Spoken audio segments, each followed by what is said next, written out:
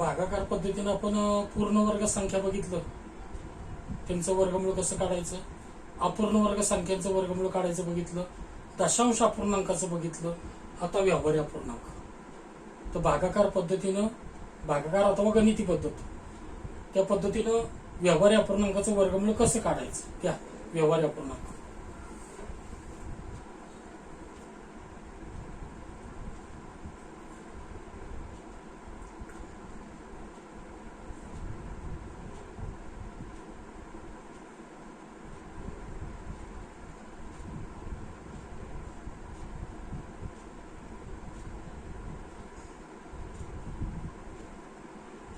लिहून घ्या.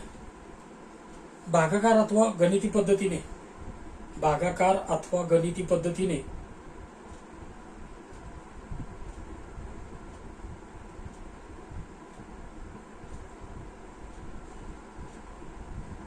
व्यवहारी अपूर्णांकाचे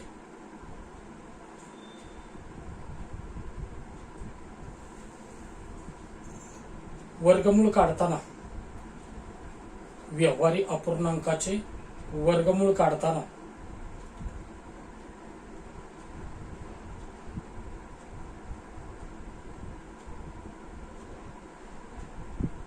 अपूर्णांकाचे वर्गमूळ काढताना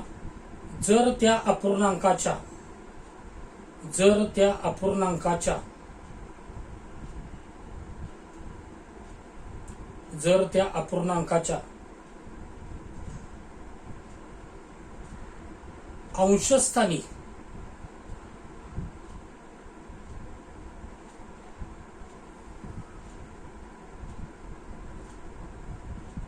आणि छेदस्थानी, अंशस्थानी आणि छेदस्थानी, जर त्या अपूर्णांकाच्या अंशस्थानी आणि छेदस्थानी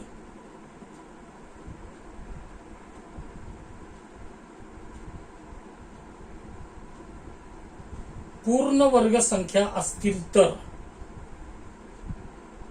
पूर्ण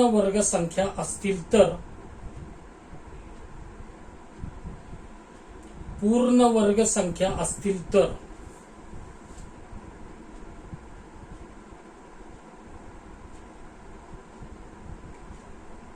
वर्गमूळाचे उत्तर, पूर्ण वर्ग संख्या असतील तर वर्गमूळाचे उत्तर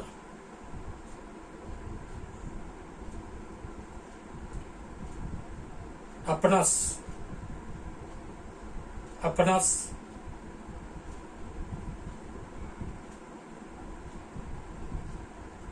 लगेच काढता येते,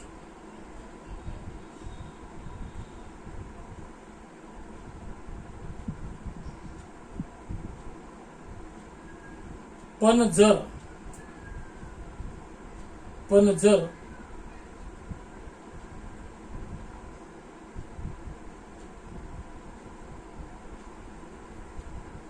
अंशस्थानी आणि छेदस्थानी,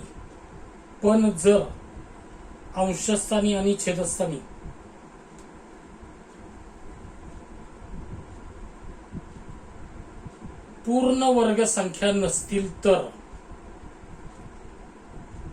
अंशस्थानी आणि छेदस्थानी पूर्ण वर्ग संख्या नसतील तर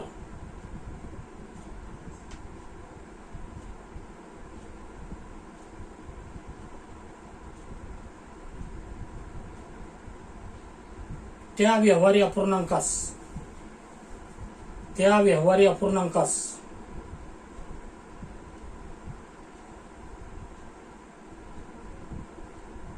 दशांश अपूर्णांकाचे रूप द्यावे, त्या व्यवहारी अपूर्णांकास दशांश अपूर्णांकाचे रूप द्यावे.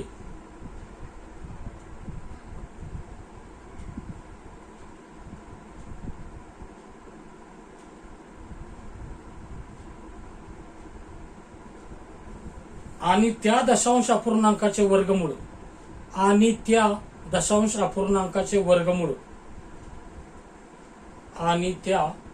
अपूर्णांकाचे वर्गमूळ,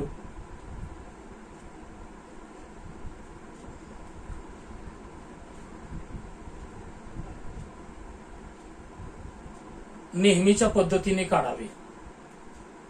नेहमीच्या पद्धतीने काढावे.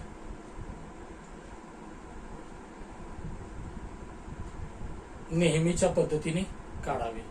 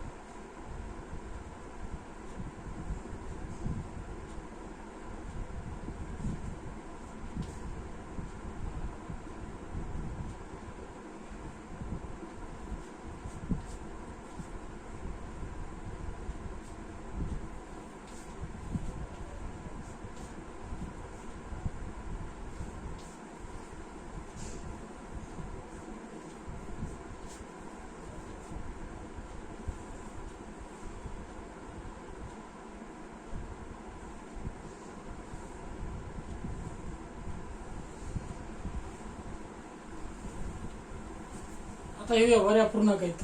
हा मिश्र अपूर्णांक आहे. व्यवहारी अपूर्णांक म्हणजे अंशाने छेद असतो. मिश्राला साधं करता येते.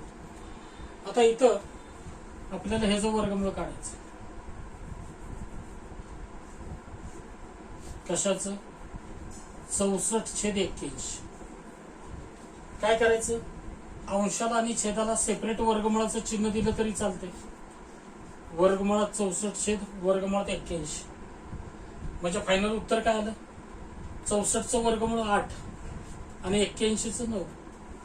फायनल उत्तर 8/9.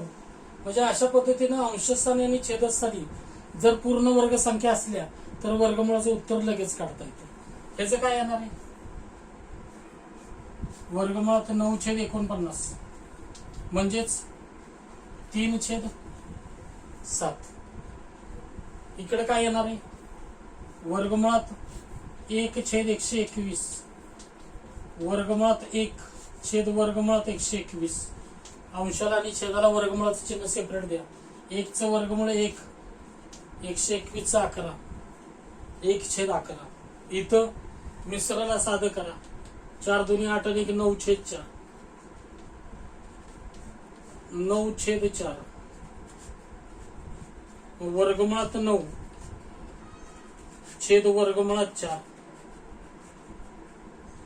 म्हणजेच फायनल उत्तर 3/2.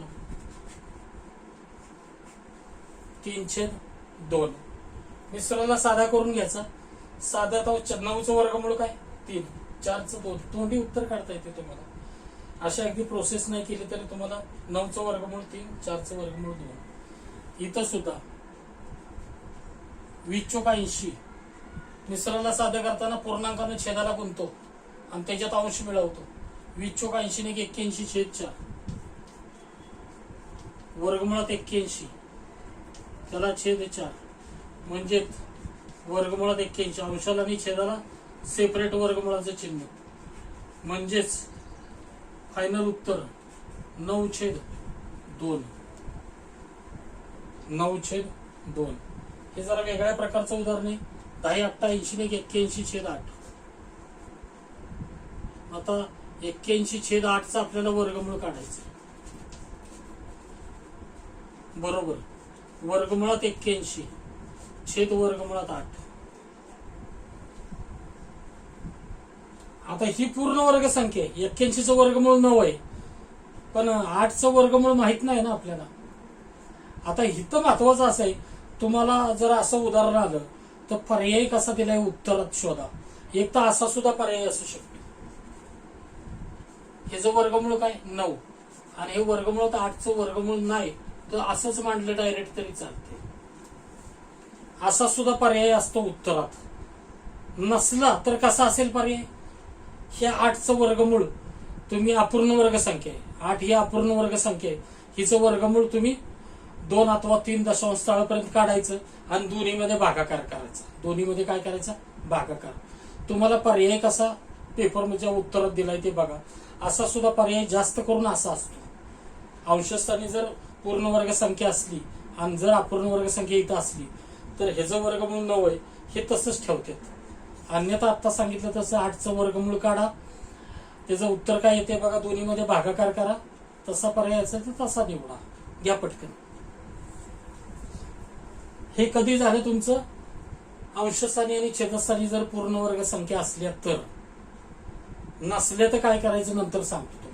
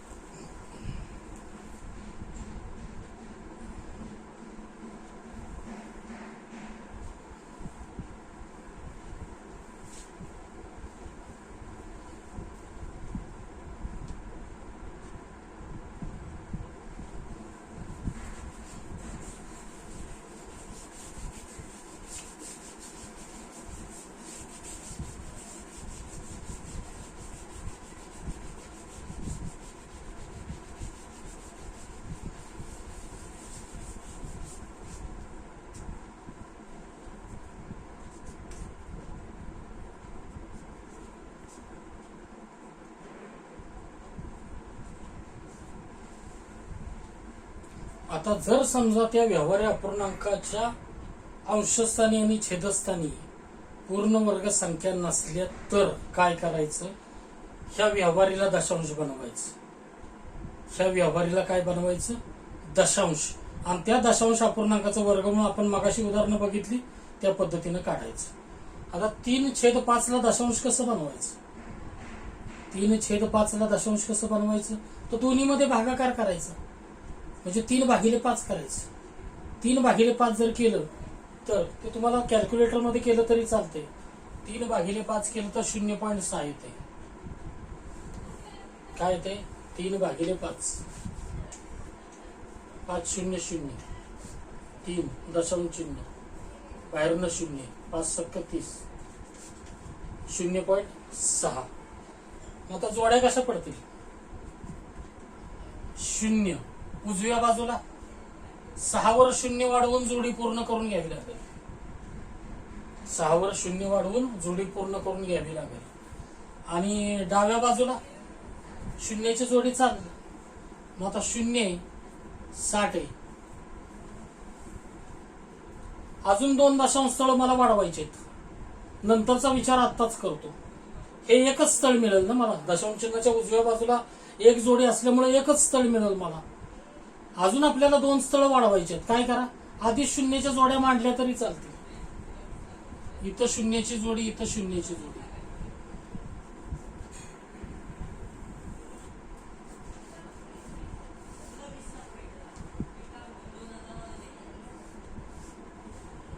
इथं पहिल्यांदा 0 घ्यावं लागेल. 0चा वर्ग 0. इथं 0 मिळवलं तर 0 येईल. वजाबाकी केली तर 0 येईल. पुढची जोडी आता इथं दशांश चिन्ह आहे. मग 0 घेतल्यावर दशांश चिन्ह इथं आलं पाहिजे. आता इथं काय घ्यावं लागेल? 8 घेतलं तर 8 8 64 नाही चालणार. 8 नाही चालत म्हणजे 7 7 49 7 अधिक 7. इथं बेरीज आली 14 पण गुणाकार 49. बाकी उरले 11. पुढची जोडी 0ची. ह्या 0 नंतर मिळालं 7. आता 110 भागिले 14, 11 भागिले 14 भागाकार नाही मिळणार बघा अंदाजे तुम्हाला. 11 भागिले 14 उलटा भाग जात नाही. लहान संख्येला मोठ्या संख्येनं भाग मिळणार नाही. 110 भागिले 14 केलं पाहिजे. 11 भागिले 14 मिळणार नाही भाग. ही लहान संख्या इथं मोठी संख्या होती. मग 110 भागिले 14 अंदाजे 6-7 घेऊन बघा. 7 घेऊन बघा. 14 वर 7 म्हणजे 147 गुणिले 7 करा. 7 7 49, 7 चोक 28 आणि 4 32, 7 1 7 आणि 3 10. चालतंय. 7 घेतलं तर चालतंय. 1029 येते. इथं 7 घेतलं म्हणून मिळवायचं 7. इथं बेरीज आली 154,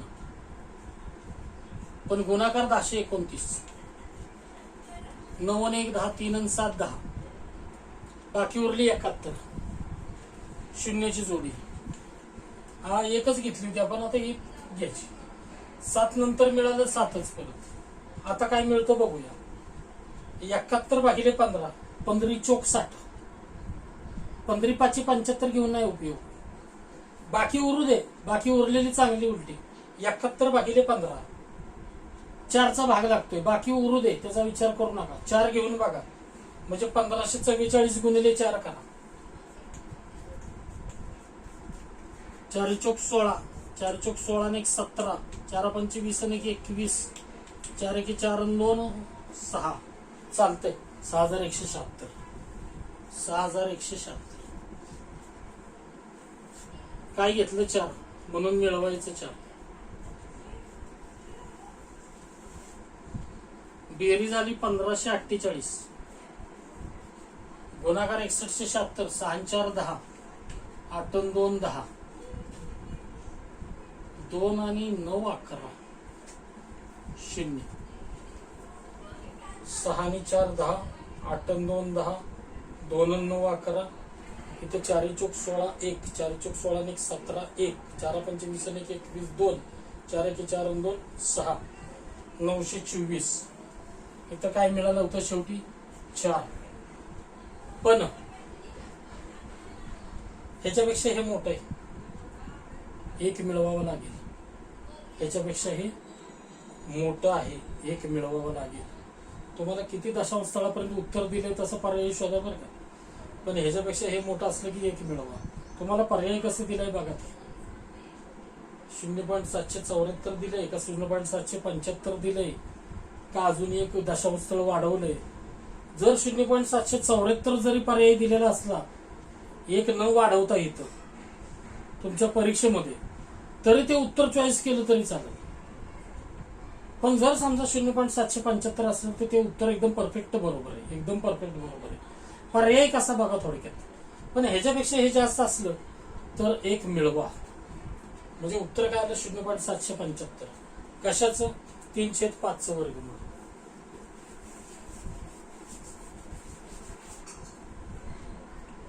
वर्गमुळात 3/5 बरोबर काय आलं? 0.774 अधिक 1, 0.775. 0.775.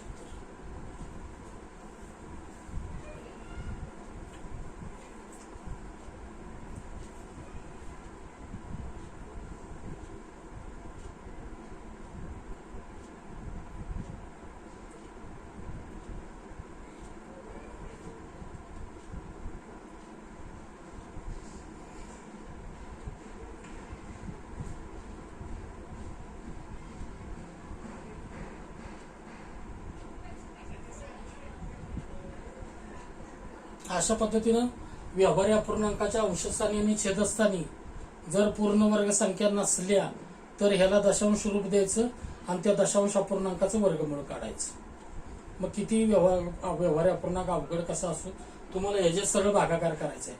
दशांश रूप देताना ह्याला दशांश रूप द्या आणि ह्या पद्धतीनं वर्गमूळ काढा नेहमीच्या पद्धतीनं.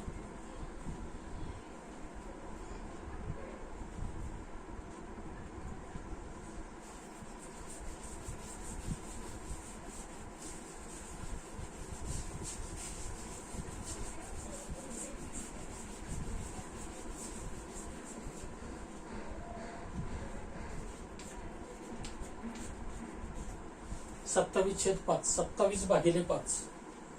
इथं सुद्धा पूर्ण वर्ग संख्या कुठलीच नाही बघा. 27चं वर्गमूळ पूर्ण वर्ग संख्या नाही, पूर्ण वर्ग संख्या नाही. याला दशांश रूप द्या, 27/5 करा. 5 5 25. बाकी उरली 2. बाहेरनं 0 आणलं, दशांश चिन्ह चालू, 5 20. म्हणजे दशांश रूप आलं 5.4. 5.4च्या जोड्या कशा पडतील? इकडं उजव्या बाजूला गेला तर 4 वर 0 वाढवून जोडी पूर्ण करून घ्यावी लागेल. 4 वर 0 वाढवून जोडी पूर्ण करून घ्यावी लागेल. अजून 2 दशांश स्थळ वाढवण्यासाठी 0च्या जोड्या आणा, खाली आणा. इथं नंतर आपण खाली आणूया. हे 4 वर 0 वाढवून जोडी पूर्ण करून घेतली आणि इकडं 5ची जोडी चालली. उजव्या बाजूला 2 अंकाची जोडी असलीच पाहिजे, नसली तर एकच 0 वाढवून जोडी पूर्ण करून घ्या. डाव्या बाजूला एकाच अंकाची जोडी चालेल. मग इथं 5 आलं, 40 आलं. दशांश स्थळ वाढवण्यासाठी अजून 0च्या जोड्या बाहेर आणा.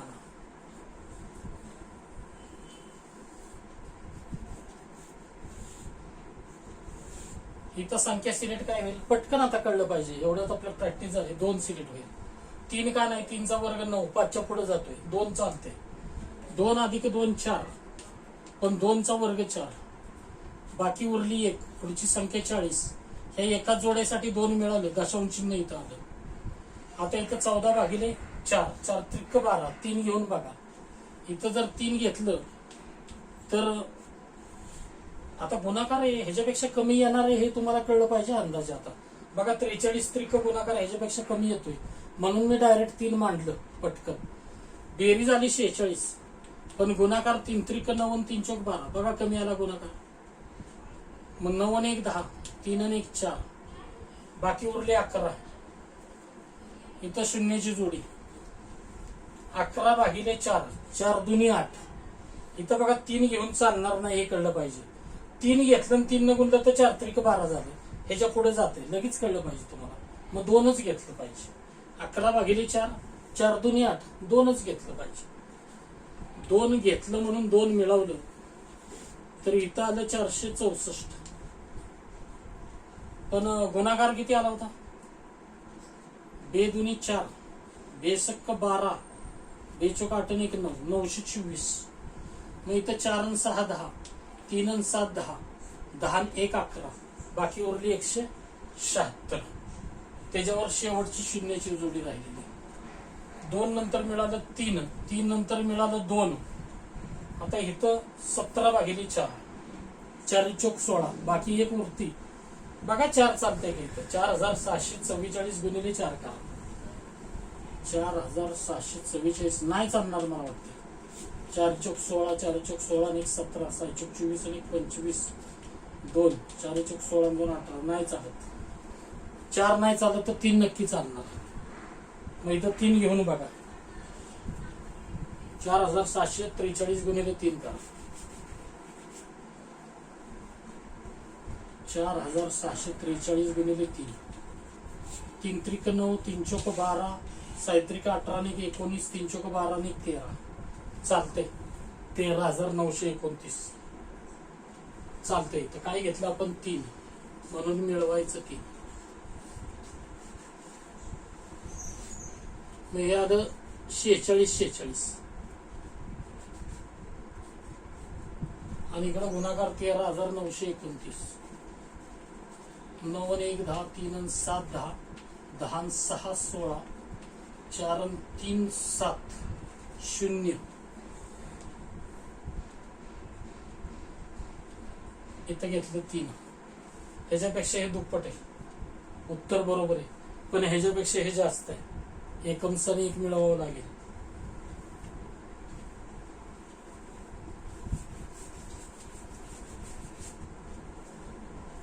म्हणजेच वर्गमूळ 27/5 वर्गमूळ बरोबर 2.323 अधिक 1. इथं मिळवा 2.324. ह्याच्यापेक्षा हे जास्त असल्यामुळं 2323 पेक्षा हे जास्त आहे. दशांश चिन्हाचा विचार नाही केला तर इथं, म्हणून एक असा मिळवावा लागेल तुम्हाला. फायनल उत्तर 2.324. घ्या पटकन. तर इथं व्यवहार्य अपूर्णांकाची 8 गणितं बघितली. व्यवहार्य अपूर्णांकाच्या अंशस्थानी आणि छेदस्थानी पूर्ण वर्ग संख्या असल्या तर लगेच वर्गमूळ कसं काढायचं आपण बघितलं. पूर्ण वर्ग संख्या नसल्या तर ह्याला दशांश रूप द्या आणि दशांश अपूर्णांकाचं ते वर्गमूळ नेहमीच्या पद्धतीने काढा. घ्या पटकन.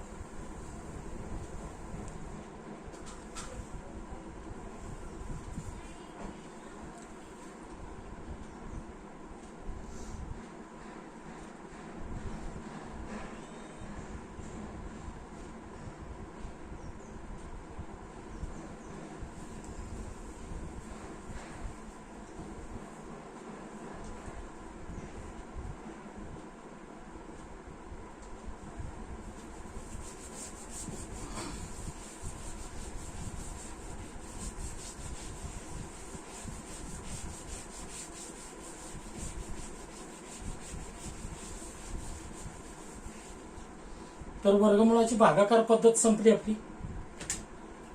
वर्गमुळाची भागाकार पद्धतीमध्ये आपण काय काय बघितलं. पूर्ण वर्ग संख्यांचं वर्गमूळ काढणं बघितलं, अपूर्ण वर्ग संख्यांचं बघितलं, दशांश अपूर्णांकाचं बघितलं, व्यवहार्य अपूर्णांकाचं बघितलं, पहिले अवयव पद्धत सुद्धा बघितली. म्हणजे अवयव पद्धत ही संपली आणि भागाकार पद्धत ही संपली.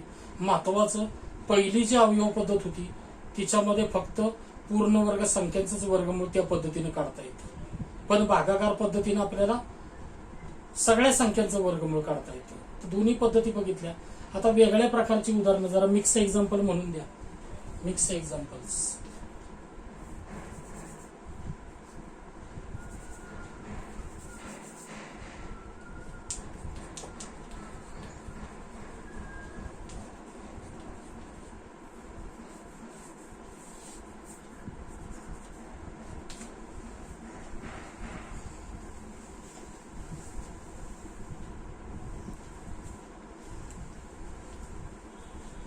मिक्स एक्झाम्पल्स म्हणजे वेगळ्या प्रकारची उदाहरणं. ती तुम्हाला ऑब्जेक्टिव्हला शक्यतो येतात उदाहरणं ती. म्हणजे समजा असं असलं,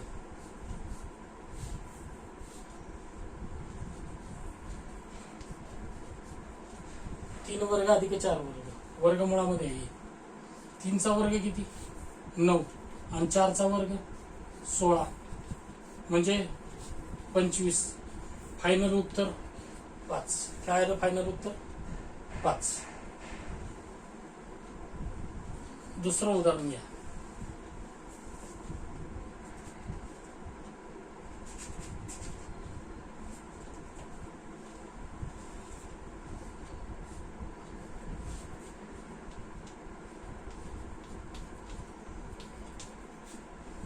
.08 अधिक 0.01 या दोन्हींची बेरीज केली तर किती येते?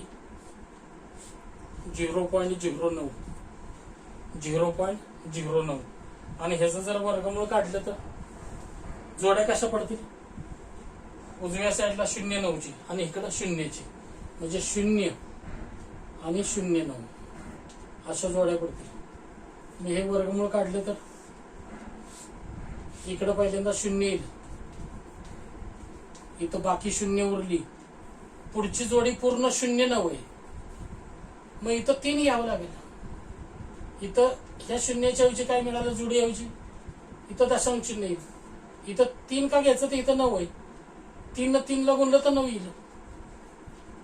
म्हणजे इथं काय आलं? 6 आणि इथं काय आलं? 9. बाकी 0 उरली, उदाहरण संपलं. म्हणजे इथं 0.3. म्हणजे वर्गमुळात 0.9 काय आलं? 0.3. 0.3 अशा प्रकारची काही उदाहरणं येतात.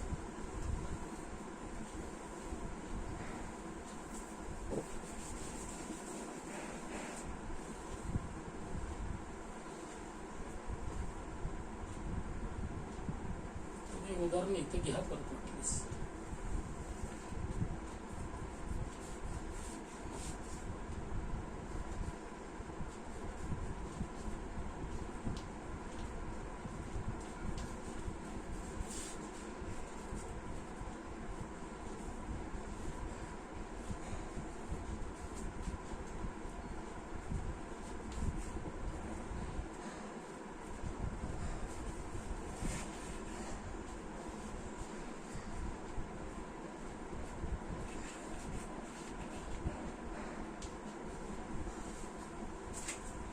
असं घेतलं तरी चालेल. तुम्हाला कळलं पाहिजे हे 0.09चं उत्तर 0.3 कसं आलं.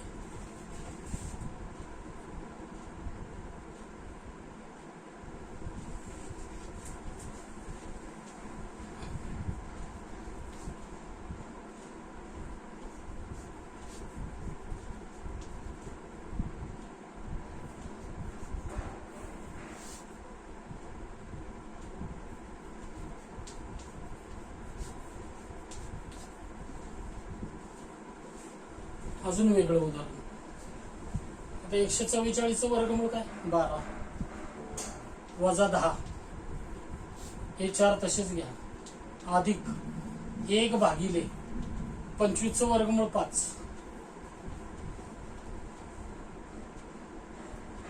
12 वजा 10 2. आता इथं छेद नाही त्यावेळेस 1 समजायचं, छेद नाही त्यावेळेस 1 समजायचा. 4 अधिक 1 5 करू नका, तसं चालणार नाही अजिबात. छेद नाही तिथे 1 समजायचा. 5 आणि 1चा लसावी 5, 5 भागिले 1 5 म्हणून 4 गुणिले 5. अशाच पद्धतीने हे कॅल्क्युलेशन करायचं बरं का. इथं अधिक आणि वजा चिन्ह असल्यावर छेद नाही तिथे 1 मानून करायचं. लसावी काढायचा 5 1चा, 5 आला लसावी. मग आपण काय करतो, येणाऱ्या लसावीला प्रत्येक छेदानं भागतो आणि त्या भागाकारण डोक्यावरच्या अंशाला गुणतो. विसरू नका ते अजिबात, फार महत्वाचं आहे. हे अधिक आहे इथं 5 भागिले 5 1 म्हणून 1 गुणिले 1 म्हणजेच काय येणार आहे, 2 भागिले 20 अधिक 1 त्याला छेद 5 म्हणजेच 2 छेद 21 छेद 5.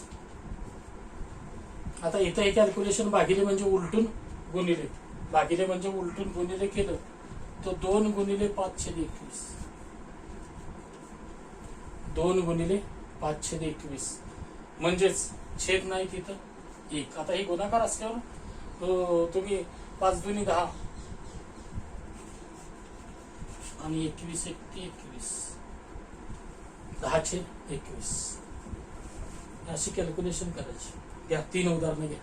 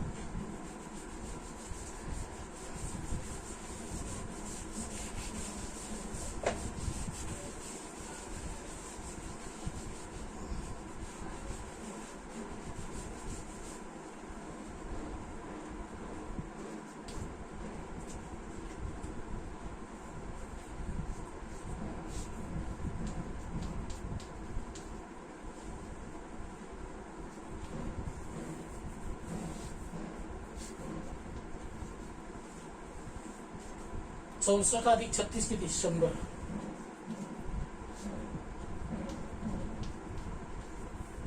एक भागिले 0.2. आता हे सुद्धा तोंडी जमलं पाहिजे तुम्हाला. दशांश चिन्ह नसतं त्यावेळेस इथं असतं. एक स्थळ आहे, एक स्थळ इथं आपल्याला करावं लागेल, म्हणजे 0 वाढवावं लागेल. दशांश अपूर्णांकाचा भागाकार करताना काय करतो आपण? दशांश चिन्हाच्या उजव्या बाजूची स्थळ सारखी करतो. आता इथं दशांश चिन्ह नसतं त्यावेळेस संख्येच्या पुढे असतं.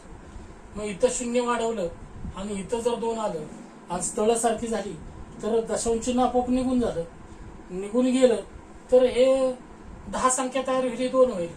तुम्हाला तसं कॅल्क्युलेटरमध्ये अलाउड आहे, कॅल्क्युलेटरमध्ये अलाउड आहे. तरी मी सांगतो तुम्हाला दशांश अपूर्णांकाचा भागाकार सोपा करायसाठी हे 10 भागिले 2 होईल, म्हणजे इथं 5 आलं. आता वर्गमुळात 100 10, 100चं वर्गमूळ 10 आणि हे 5 त्याला छेद 5 म्हणजेच 5 भागिले 5 म्हणजेच उत्तर फायनल 1. अशा प्रकारची वेगळी उदाहरणं येऊ शकतात. घ्या 4थं उदाहरण.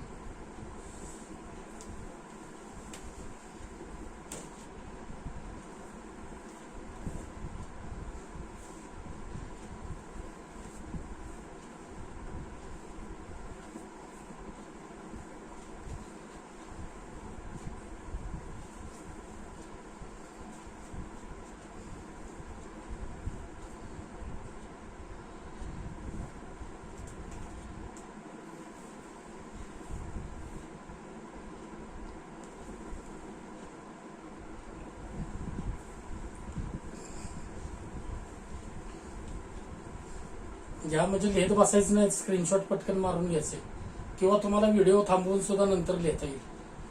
तर हे मिक्स एक्झाम्पल पर्यंत झाले, 4 झाले मिक्स एक्झाम्पल. आता ह्या प्रकरणातला लास्ट आणि शेवटचा पार्ट महत्वाचा, पायथागोरसचा सिद्धांत.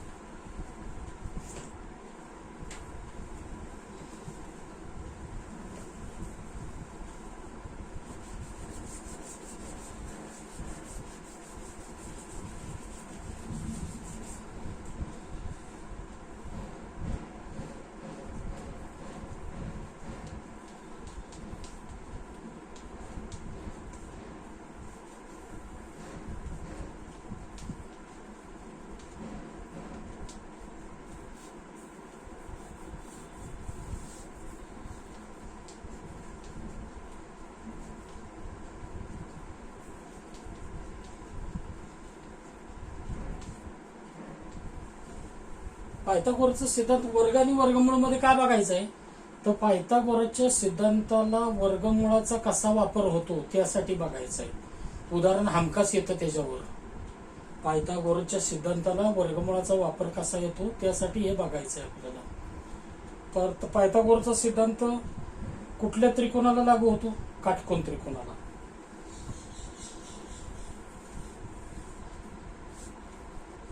काटकोन त्रिकोण, काटकोन त्रिकोणामध्ये हा 90 डिग्री कोन असतो. काटकोन त्रिकोणामध्ये 90 डिग्री कोणासमोरची बाजू कर्ण असतो, बरोबर आहे ना. काटकोन त्रिकोणामध्ये 90 डिग्री समोरची बाजू कर्ण असतो. समजा हा काटकोन त्रिकोण एबीसी असतो, तर एसी बरोबर काय, कर्ण. कर्णाला इंग्रजीमध्ये हायपोटेनियस म्हणतात.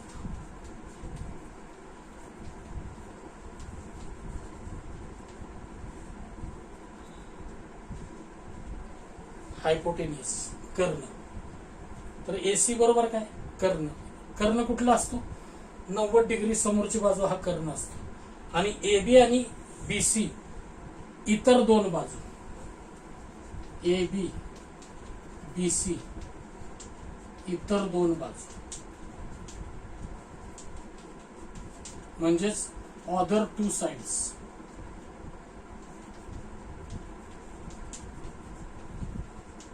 Other 2 sides.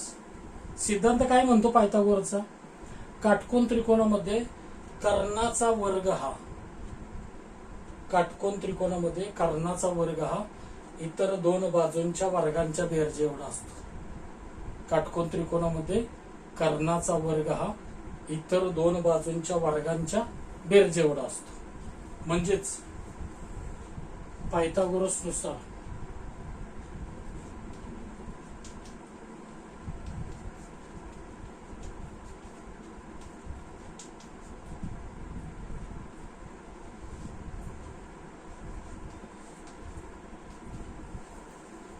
एसी वर्ग बरोबर एबी वर्ग अधिक बीसी वर्ग.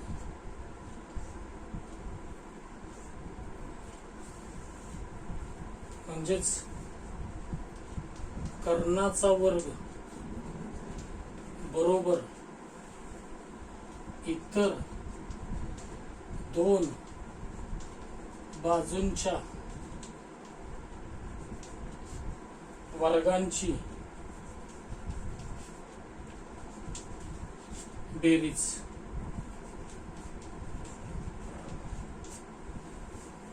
कर्णाचा वर्ग बरोबर इतर 2 बाजूंच्या वर्गांची बेरीज.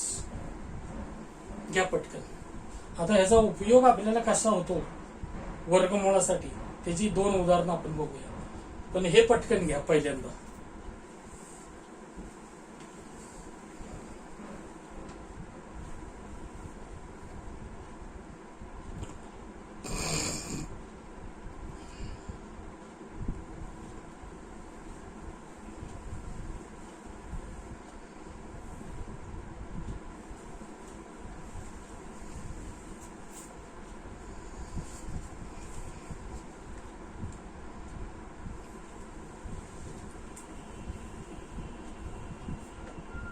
स्क्रीनशॉट मारून घ्यायचा आहे. हे टायटल लिहायचं पायथागोरसचा सिद्धांत आणि हे स्क्रीनशॉट मारून घ्यायचं आहे. हे टायटल लिहा पहिल्यांदा पायथागोरसचा सिद्धांत आणि नंतर हे येऊ दे त्याच्या खाली आणि नंतर आपण उदाहरणं घेऊया.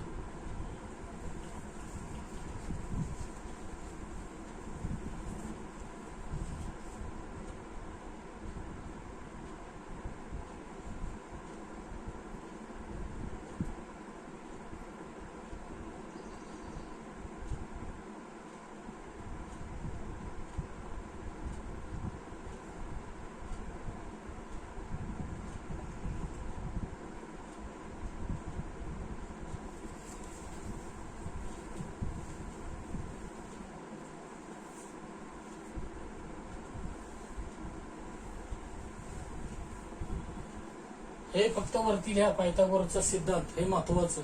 आणि ह्याचा स्क्रीनशॉट मारून घ्या, नंतर उतरून काढा. आणि आता पहिलं उदाहरण घ्या ह्याच्यावरच.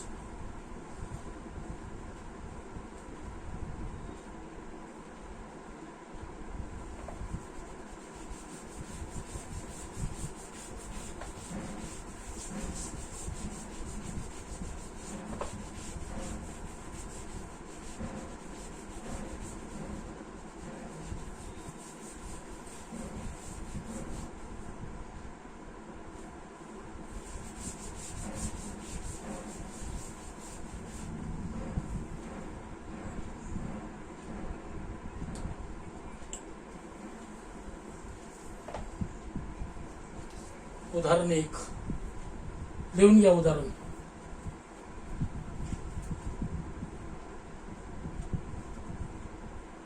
12.5 मीटर 12.5 मीटर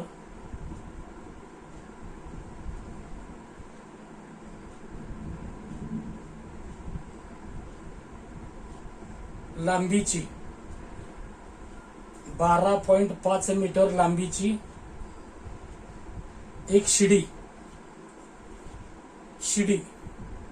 12.5 मीटर लांबीची एक शिडी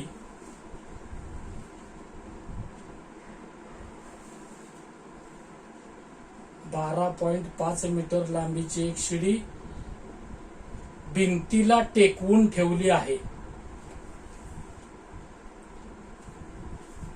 भिंतीला टेकवून ठेवली आहे.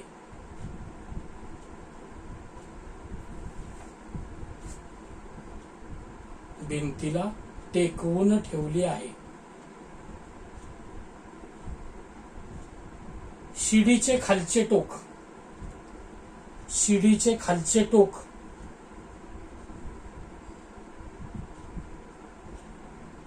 शिडीचे खालचे टोक भिंतीच्या तळापासून शिडीचे खालचे टोक भिंतीच्या तळापासून 7.5 मीटर अंतरावर आहे. 7.5 मीटर अंतरावर आहे.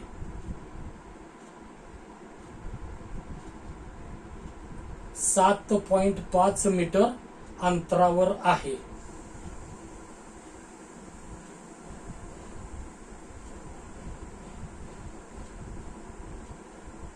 तर शिडीचे वरचे टोक शिडीचे वरचे टोक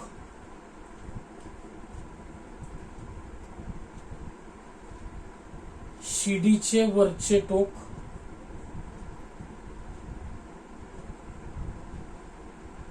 भिंतीवर शिडीचे वरचे टोक भिंतीवर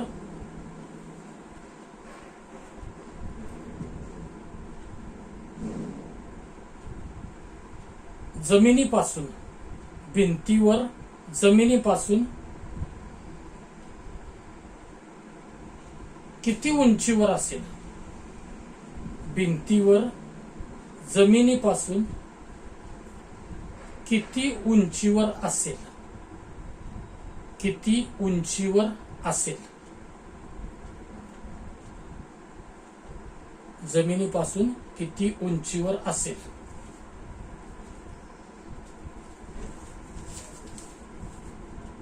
तर 12.5 मीटर लांबीची शिडी भिंतीला टेकून ठेवली. 12.5 मीटर लांबीची शिडी भिंतीला टेकून ठेवलेली आहे. शिडीचं खालचं टोक भिंतीच्या तळापासून 7.5 मीटर अंतरावर आहे.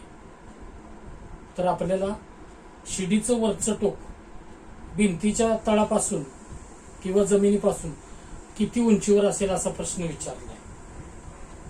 तर इथं काटकोन त्रिकोण तयार होतोय बघा. समजा ही भिंत असली,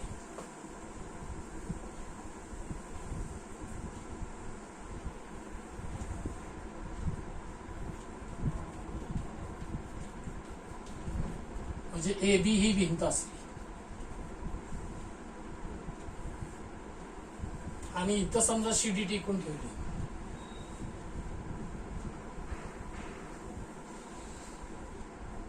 आणि ही जमीन पातळी असते.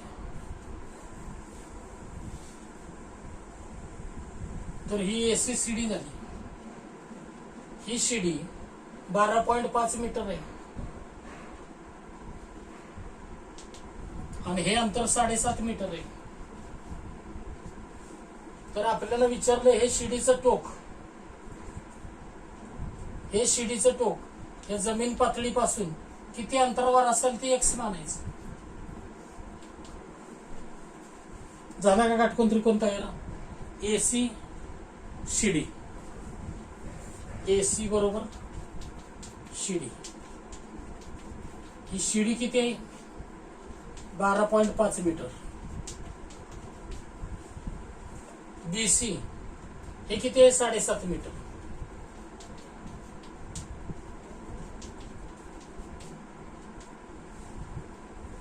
हे शिडीच्या तळाच्या भिंतीच्या तळापासूनचं अंतर आहे. आणि आपल्याला इथं हे एक्स काढायचंय. मी तर ए जे लेटर आहे ती इथं दिलं तरी चालते. मग ए बी बरोबर किती हे आपल्याला ए बी काढायचं. आता इथं वरचं टोक शिडीचं जमिनीपासून किती मीटर अंतरावर असेल हे काढायचं. मग ए आपण इथं देण्यापेक्षा इथं लेटर देऊया. इथं दिलं तर काय उपयोग नाही. आपल्याला हे एवढं काढायचं. मग आता ए बी बरोबर किती, तर ए बी बरोबर एक्स मानू. ए बी बरोबर एक्स मानू.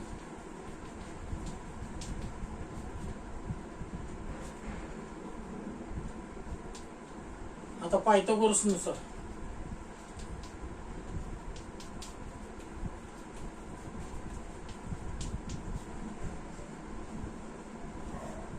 कर्णाचा वर्ग बरोबर इतर दोन बाजूंच्या वर्गांची बेरीज. मग कर्ण किती आहे शिडीची लांबी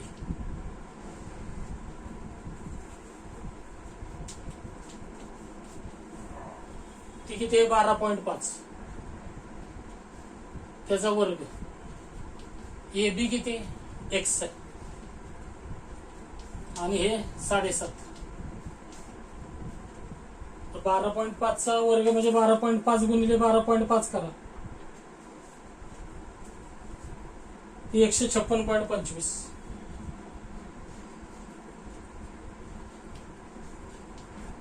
एक्स चा वर्ग अधिक 7.5 चा वर्ग 56.25.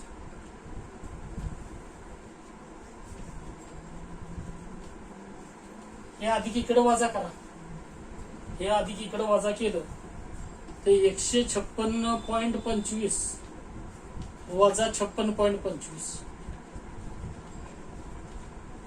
बरोबर एक्स वर्ग.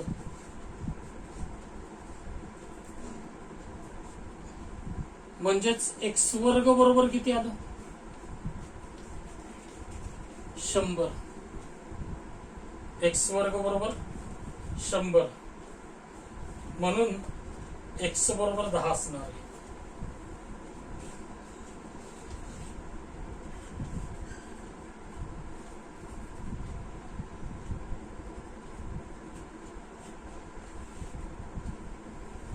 तर शिडीचे वरचे टोक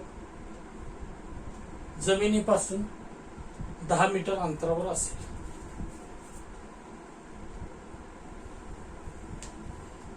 ए बी बरोबर 10 मीटर.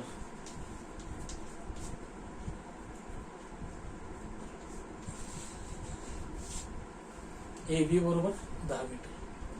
तर अशा प्रकारची उदाहरणे येतात. तुम्हाला ह्याच्यामध्ये हे सुद्धा विचारतील, म्हणजे शिडीचं खालचं टोक भिंतीच्या तळापासून किती मीटर अंतरावर असेल असा सुद्धा प्रश्न विचारतील, किंवा शिडीची लांबीची विचारतील. तर अशा पद्धतीने हे उदाहरण सोडवायचं. स्क्रीनशॉट मारून घ्या पटकन. 1 नंबर उदाहरण, पायथागोरसच्या सिद्धांतावर 10. तर हे 10 मीटर अंतरावर असणार आहे. अजून एक उदाहरण बघू ह्याच्यावर. आता शिडीची लांबी काढू आपण. काटकोन त्रिकोण तयार करायचा आला पाहिजे. बाकी मग कुठलंही उदाहरण असू, शिडीचं असू किंवा वेगळ्या प्रकारचं असू, भिंतीला शिडी लावलेली असू किंवा अजून वेगळ्या प्रकारचं असू, कुठंतरी खांब वगैरे उभा आहे त्याला कळक लावलाय असं असू, काही उदाहरण असू, काटकोन त्रिकोण तयार करता आला पाहिजे आणि सिद्धांत वापरता आला पाहिजे. हे घ्या पटकन स्क्रीनशॉट मारून.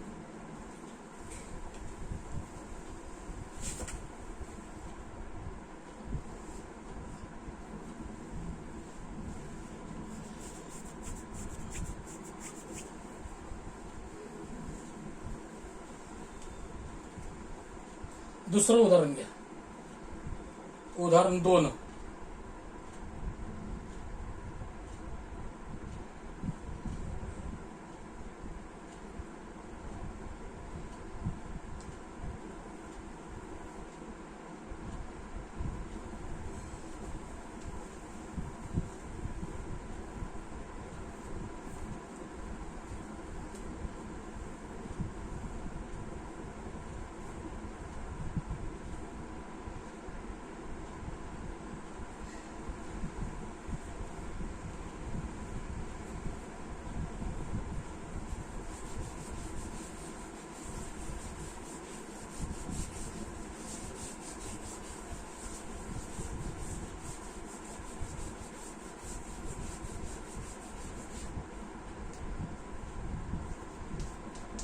उदाहरण 2.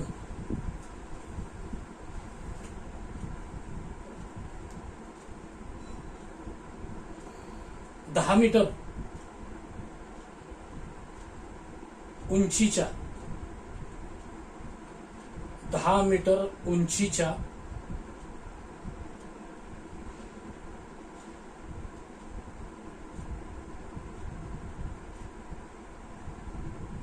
भिंतीच्या टोकाला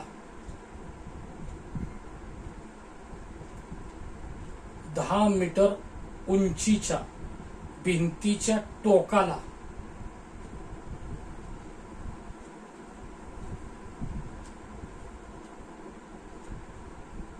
एक शिडी टेकून ठेवली आहे. एक शिडी टेकून ठेवली आहे. 10 मीटर उंचीच्या भिंतीच्या टोकाला एक शिडी टेकून ठेवली आहे.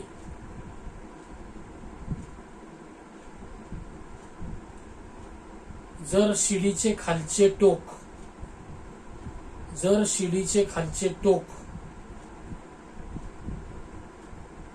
भिंतीच्या तळापासून जर शिडीचे खालचे टोक भिंतीच्या तळापासून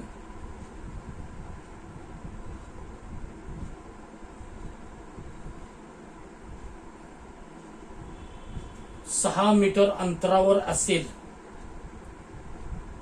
6 मीटर अंतरावर असेल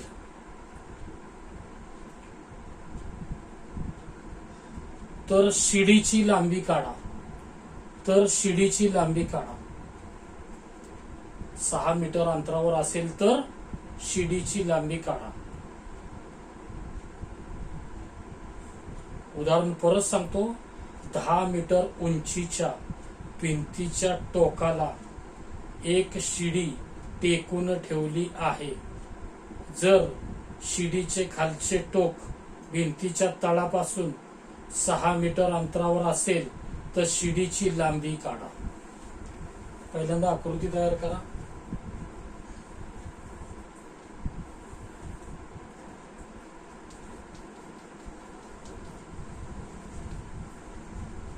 आता इथं फार महत्वाचं एक वाक्य आहे.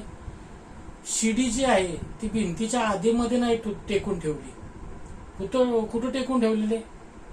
भिंतीच्या टोकाला. मग ते इथंच आलं पाहिजे टोक. इथं भिंतीच्या टोकाला शिडी टेकून ठेवली आहे, म्हणजे भिंतीच्या इथं टोकाला शिडी आली पाहिजे अशी, या पद्धतीनं.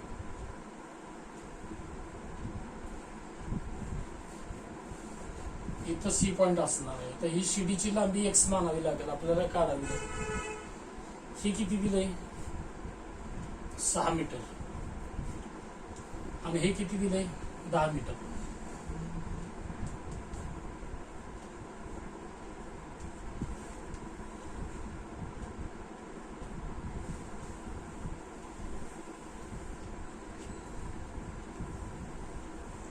मग आता इथं ए बी बरोबर भिंतीची उंची बरोबर 10 मीटर.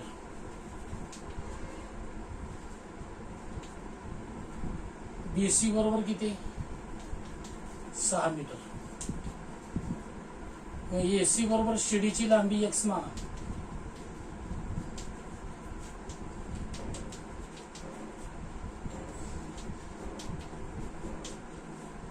इथं फार महत्वाचं वाक्य परत सांगतो. भिंतीच्या टोकाला शिडी टेकून ठेवली आहे, आधी मधी नाहीये, म्हणून हे 10 मीटर आहे. आलं का लक्षात? ही भिंतीची उंची दिलेली आहे 10 मीटर. मग ह्या उंचीला ही 10 मीटरची भिंत आहे, इथं कुठं जर शिडी टेकून ठेवली तर मग अवघड आहे. उदाहरण आपल्याला सोडवता यायचं नाही. तर टोकाला टेकून ठेवली, हे फार महत्वाचं आहे. आता पायथागोरस नुसार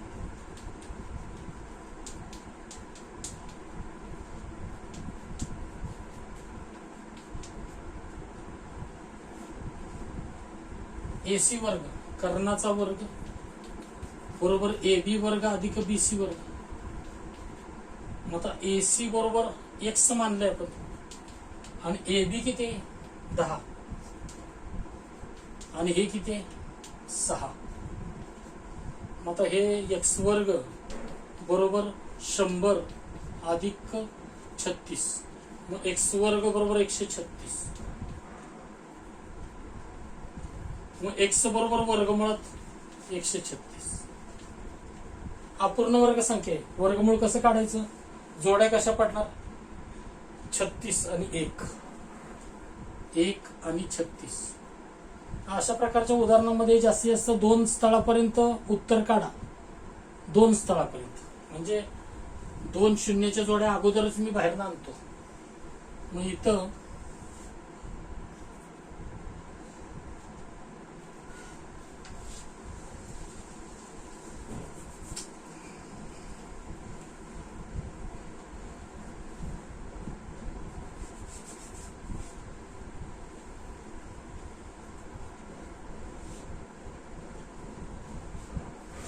आपल्याला 1 घ्यावं लागेल. का आता 1 चा वर्ग 1, इथं 0 येईल, पुढची बाकी 36 येईल, इथं 1 अधिक 1 2 येईल. आता हे 2 पुढे 2 घेतलं, हे 2 पुढे 2 घेतलं तर 22 दूनी 44 ह्याच्या पुढे जाते, म्हणजे 1च घ्यावं लागेल. 1 घेतलं तर 1 मिळवायचं. मग इथं काय येईल? 22 येईल. इथं 22 आलं तर इथं 21 1 21. मग 1 आणि 5 6 15 बाकी उरली, पुढची शून्याची जोडी घ्या. इथं 1 मिळालं, 2 जोड्या आहेत, मग 2 स्थळ घ्यावी लागतील 11. इथं पॉइंट. आता इथं 15 भागिले 2, इथं 7 घेऊन बघा. 227 गुणिले 7 किती येते बघा? 227 गुणिले 7. जर 227 गुणिले 7 केलं तर 7 7 49, 7 दूनी 14 4 18, 7 दूनी 14 आणि 1 15, 1589. 6 घ्यावं लागते बघा. किती? 6. म्हणून मिळवायचं 6.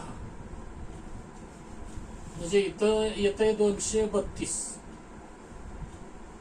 आणि इथं साई साई 36 अच्छाले 3 साई दुनी 12 आणि 3 15 1 साई दुनी 12 आणि 13 बघा 6 ने अंदाजे घेतलं तरी चाललं तिथं ते 6 4 10 6 4 10 परत 6 4 10 4 आणि 1 5 इथं 0 पुढची शून्याची जोडी 11 नंतर मिळालं 6 आता 14 भागिले 2 बेसाती 14 म्हणजे इथं 7 घ्या म्हणजे 2327 तयार होईल त्याला गुणिले 7 करा 2327 गुणिले 7 7 7 49 7 2 14 4 18 7 21 आणि 1 22 2 7 2 14 2 16 नाही चालत 6 घेऊन बघा म्हणजे 2326 गुणिले 6 करा 2326 गुणिले 6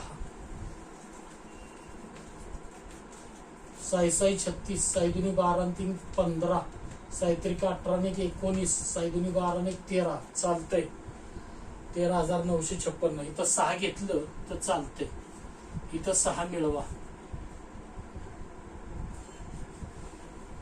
हे झालं 13,956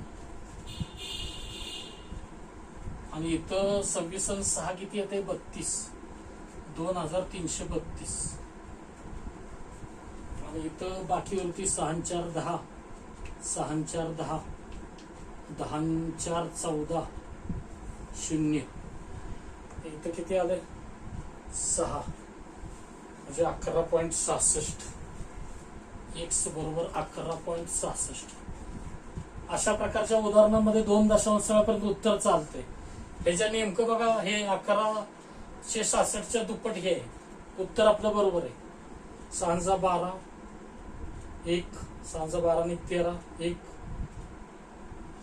आणि हे 23 बरोबर आहे 1166 दोन्ही 2332 11.66 हे काय आलं शिडीची लांबी AC बरोबर 11.66 मीटर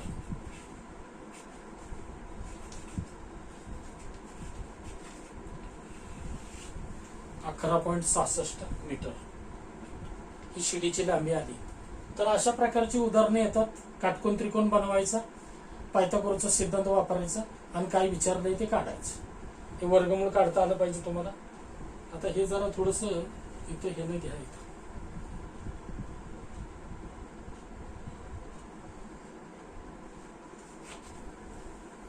या पद्धतीने घ्या हे लिहिलं तरी चालतंय महत्वाचं आहे 11.66 मीटर शिडीची लांबी आली फार महत्वाचं या पटकन स्क्रीनशॉट मारून घ्या तर इथं हे दुसरं प्रकरण संपलं वर्ग आणि वर्गमूळ नंतर तुम्हाला तिसरं प्रकरण पाठवलं जाईल दुसरं प्रकरण वर्ग आणि वर्गमूळ इथं संपलं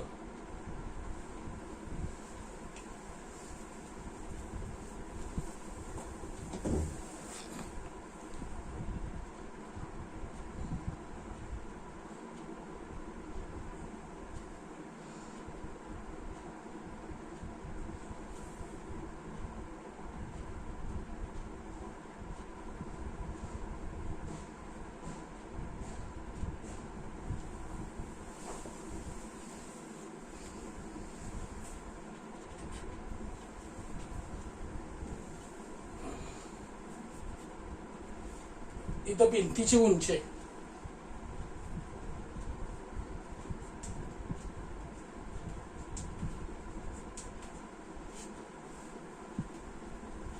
भिंतीची उंची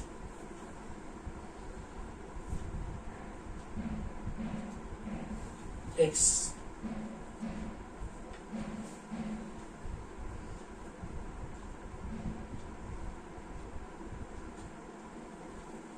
हे 10 आहे मीटर